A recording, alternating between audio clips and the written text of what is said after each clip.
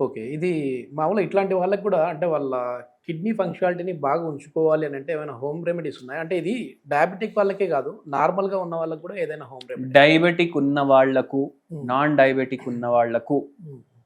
Curcumin. Curcumin. Okay. Curcumin అంటే ఏంది? పేరు ఎంత బాగుంది. అవును. ఇంగ్లీష్ పేరు, సైంటిఫిక్ నేమ్ కర్క్యూమిన్. ఇది ఎంత బాగుంది. ఇది యాక్టివ్ ఇంగ్రీడియంట్. ఇది పసుపులో ఉంటుంది. ఓకే. ఓకే. పసుపులో ఉంటుంది. మీరు బై కర్క్యూమిన్ టాబ్లెట్ ఆన్లైన్ అని కొట్టండి. ఓకే. మీకు టాబ్లెట్లు కూడా వస్తాయి, గమ్మీస్ కూడా వస్తాయి. ఎందుకు?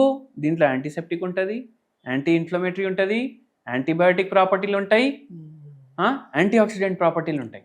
ఓకే. ఓకే. కిడ్నీ హెల్త్కి మంచిది, లివర్ హెల్త్కి మంచిది, గట్ హెల్త్కి మంచిది, బ్రెయిన్ హెల్త్కి మంచిది, హార్ట్ హెల్త్కి మంచిది. ఓకే. ఇన్ని బెనిఫిట్స్ ఉన్నాయి. కరెక్ట్గా రక్తం ఫిల్టర్ అయింది అంటే గుండె చక్కగా కొట్టుకుంటుంది, లేకపోతే గుండెకి కూడా ప్రాబ్లం.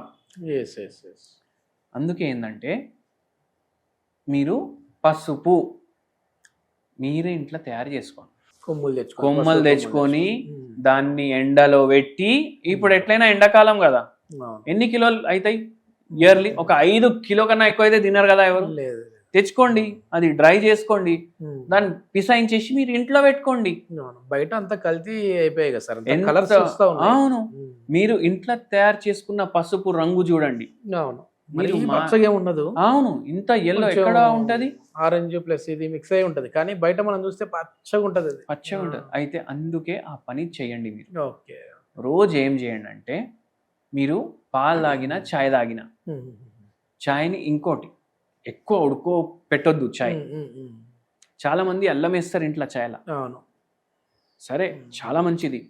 కానీ మీరు ఏం తప్పు చేస్తారంటే, మీరు చూడండి, మంచిది కిడ్నీ హెల్త్, డయాబెటిక్ హెల్త్ రెండు మంచిగా మెయింటైన్ చేయడానికి చాయ్ తయారు చేసుకునేటప్పుడు ఇంత పసుపు కొమ్మ, ఇంత సొంటి, రెండు డ్రైడ్ దంచుకోండి, బాగా పౌడర్ అయిపోతుంది కదా, చాయ్లో వేసుకోండి.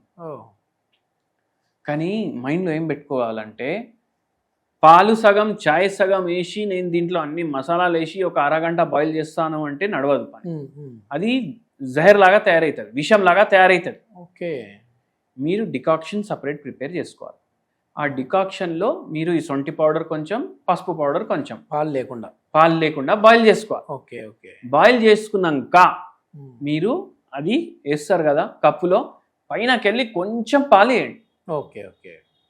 ఒక్క కప్లా 2 చెంచాలు 3 చెంచాల కన్నా ఎక్కువ పాలు వేయొద్దు.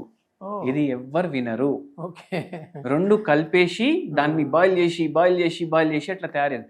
పాత సినిమాలు ఉంటాయి కదా, మన చిరంజీవి గారి సినిమాలు ఉంటాయి. ఆ పాత సినిమాల్లో ఇట్లా పెద్ద గార్డెన్ లో హీరో కూర్చొని ఇట్లా వేరే వాళ్ళతో మాట్లాడుకొని ఛాయ్ తాగుతారు. అవునా, గుర్తుందా మీకు? దాంట్లో వాళ్ళు పనోళ్ళు ఛాయ్ తెచ్చి ఇట్లా డైరెక్ట్ పెట్టరు, పాలు సపరేట్, అన్ని సపరేట్ తెచ్చి పెడుతుండే. పోర్సిలిన్ టీ పాట్ ఉంటుండే, కప్పులు. అది కరెక్ట్ తరికా అది ఛాయ్ తాగేది.